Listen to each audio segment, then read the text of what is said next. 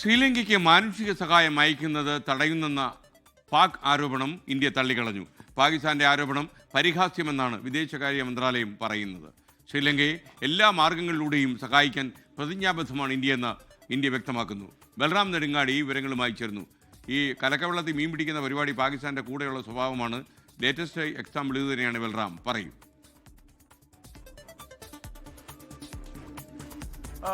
തീർച്ചയായും പാകിസ്ഥാൻ ഇത്തവണ ഒരു വലിയ ദുരന്തം ഉണ്ടായ ഘട്ടത്തിലും ഇന്ത്യയെ കുറ്റപ്പെടുത്താൻ അതൊരു അവസരമാക്കി മാറ്റിയിരിക്കുകയാണ് പാകിസ്ഥാൻ. ശ്രീലങ്കയിൽ ചുഴലിക്കാറ്റിനെ തുടർന്ന് ദുരിതമനുഭവിക്കുന്ന ജനങ്ങൾക്കായി മാനുഷിക സഹായം പാകിസ്ഥാൻ അയക്കുന്നത് ഇന്ത്യ തടസ്സപ്പെടുത്തുന്നു എന്ന ആരോപണം കഴിഞ്ഞ ദിവസമാണ് പാക് വിദേശകാര്യ മന്ത്രാലയം ഉന്നയിച്ചത്.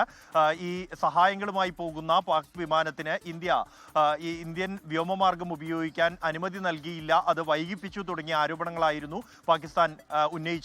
ഈ ആരോപണങ്ങളെ പരിഹാസ്യം എന്നാണ് ഇന്ത്യ വിശേഷിപ്പിക്കുന്നത്. കാരണം ഇത്തരത്തിലുള്ള സാഹചര്യങ്ങൾ പോലും ഉപയോഗിച്ചുകൊണ്ട് തെറ്റായ ഇന്ത്യ വിരുദ്ധ പ്രചരണം നടത്തുകയാണ് പാകിസ്ഥാൻ എന്നാണ് വിദേശകാര്യ മന്ത്രാലയം ഇതിനോട് പ്രതികരിച്ചിരിക്കുന്നത്. ഇക്കാര്യം വിദേശകാര്യ മന്ത്രാലയം വിശദീകരിക്കുന്നു. ഡിസംബർ 1 ഉച്ചയ്ക്ക് 1 മണിക്കാണ് പാക് വിമാനത്തിന് ഇന്ത്യൻ വ്യോമമാർഗം ഉപയോഗിക്കാൻ അനുമതി തേടിയത് എന്നും അത് ഇസ്ലാമാബാദിലെ ഇന്ത്യൻ എംബസിയിലാണ് തേടിയത്. തുടർന്ന് ന്യൂഡൽഹിയുമായി ബന്ധപ്പെടുകയും ഈ കാര്യവുമായി ബന്ധപ്പെട്ട് ആവശ്യമായ എല്ലാ ഘടകങ്ങളുമായി കൂടിയാലോചന നടത്തി പാകിസ്ഥാൻ നിശ്ചയിച്ച വൈകിട്ട് 5:30 തന്നെ യാത്രാനുമതി നൽകി എന്നുമാണ് വിദേശകാര്യ മന്ത്രാലയം വ്യക്തമാക്കുന്നത്. ശ്രീലങ്കയിലെ ജനങ്ങൾക്ക് എല്ലാ വിധത്തിലുള്ള സഹായവും എത്തിക്കാൻ ഇന്ത്യ പ്രതിജ്ഞാബദ്ധമാണ് എന്നും വിദേശകാര്യ മന്ത്രാലയം വ്യക്തമാക്കിയിട്ടുണ്ട്.